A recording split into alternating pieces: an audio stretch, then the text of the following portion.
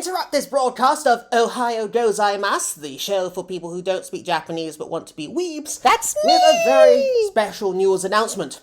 Australia exists! Sorry, wrong story. That's right, yes. FGO is dying! Long live FGO. Lately, there's been a spate of reports that Fate Grand Order is in a state of disarray, and as someone who has barely touched the game in the last 3 months, I feel the most confident in being able to give a prognostication on its potential future. For who better to comment on the game than someone who hardly plays it? Now, you may have seen from content creators all around this space, and beyond this space for the cyberspace, as it were, is a phenomenal space. You see what I did there? I certainly didn't. Is the game dying? Some say it just can't keep up with its competitors, whilst others say these newfangled things, these wuthering of waves and these honkai of impacts aren't even competitors. Well, we have two specialists in the studio today to provide comment. First, Mr. Specialist 1 to give a very, very, very one-sided opinion that's no doubt here to stir up controversy. What do you think?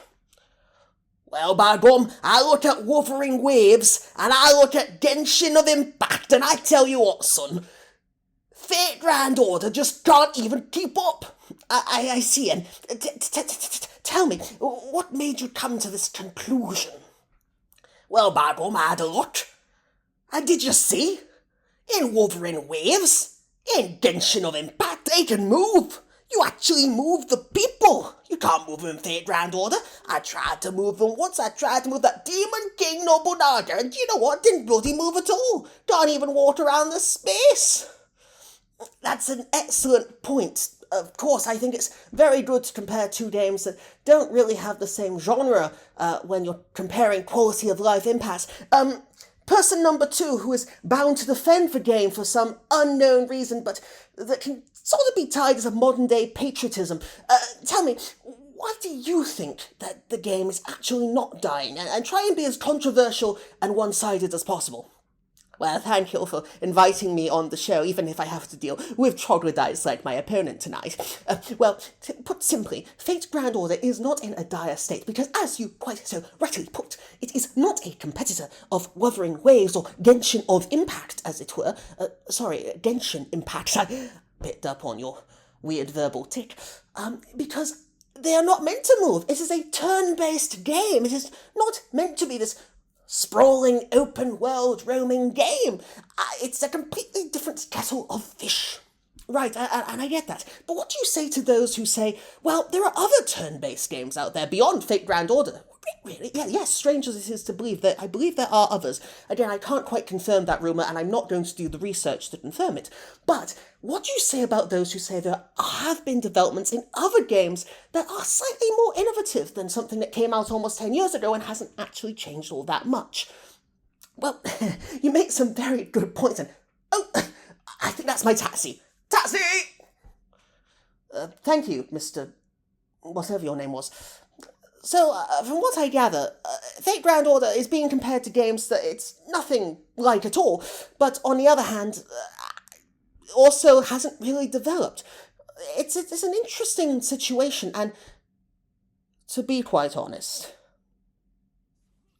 I don't think the comparisons are overly helpful, but I understand why they're there. I think if we look at a game like Wuthering Waves, the most useful thing we see is how the developers respond to fan feedback. Fate Grand Order is quite possibly the exact opposite. If ever the phrase ivory tower were to apply to a game development studio, the Lightworks and now Lasengel would certainly be that studio. FGO is just rather unresponsive.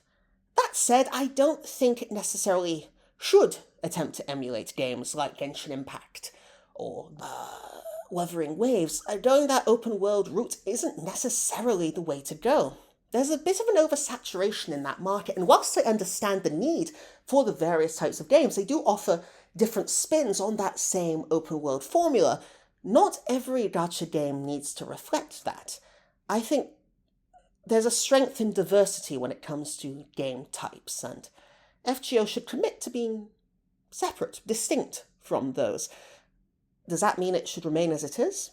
Absolutely not. It is in a game in dire need of improvement and innovation, and that's unfortunately somewhere the game has always struggled, partly due to, I believe, and again I'm no expert in this matter, the engine it's run on. Anyway, that's just my brief comment, and I think it's very interesting hearing all the other content creators talk about this. I say other as if I'm a content creator. I would have to create content to be a content creator, and I do not. Therefore, am not. I think, therefore I am. I think I am not. Therefore, I am not. I'll leave you on that bombshell.